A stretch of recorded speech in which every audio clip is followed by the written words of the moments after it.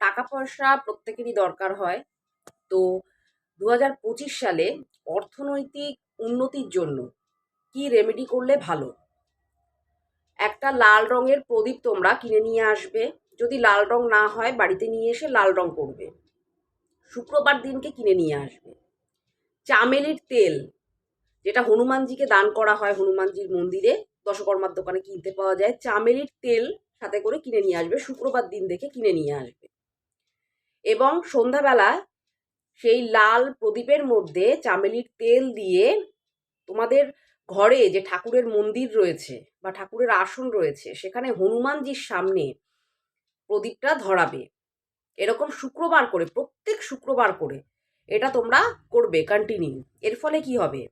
তোমাদের শুক্র অ্যাক্টিভেট হবে, তোমাদের শুক্র ভালো হবে এবং এই শুক্র প্ল্যানেটই আমাদেরকে টাকা পয়সা, প্রসপারিটি, ধন দৌলত এগুলো কিন্তু দেয়। প্রেম ভালোবাসা এগুলো দেয়।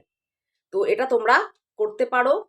যাদের রিলেশন সম্পর্কিত সমস্যা হচ্ছে তারাও কিন্তু এটা করতে পারো, তাদেরও কিন্তু কাজ দেবে। এটা তোমরা করো, দেখবে খুব উপকার পাবে।